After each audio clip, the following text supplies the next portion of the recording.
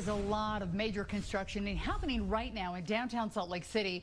It's surprising considering how many people are working from home right now. Yeah, several large projects already in the works and more even being planned. Jeremy Harris talked to experts about the pandemic's impact on the future of downtown. Jeremy?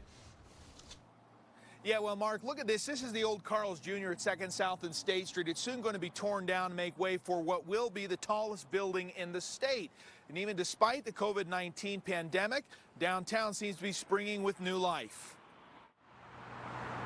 The middle of winter is always cold in downtown Salt Lake. But construction season here could not be more hot.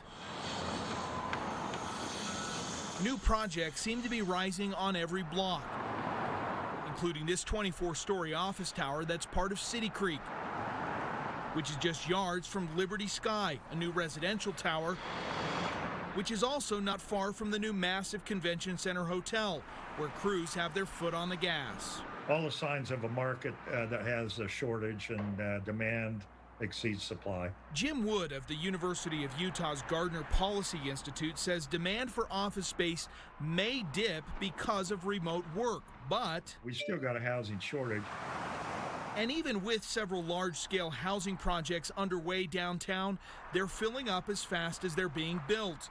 Wood estimates around a 4% vacancy rate for apartments. 2020 is going to be a record year in residential construction in the state. It's going to just change downtown Salt Lake pretty rapidly here. Taylor Anderson is with buildingsaltlake.com, a website that tracks new development in the city.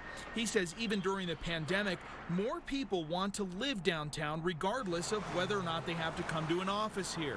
There's going to be a huge injection of residents downtown, and that's going to have a big impact on the city. And he says the city needs to prioritize sustainable growth, offering people more options for moving around the city without a car. Luckily, we built out a transit system that a lot of cities don't have. With the COVID-19 vaccine now underway, even in the middle of winter, signs point to new life springing up in Utah's capital city. People need to brace for that. There's going to be a lot of changes in Salt Lake City and along the Wasatch Front.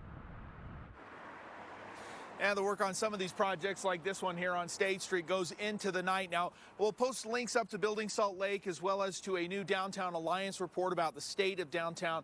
We'll have that up on KUTV.com. Reporting live downtown, Jeremy Harris, 2 News. All right, Jeremy, thank you. I think a lot of us looking forward to the city coming back to life again.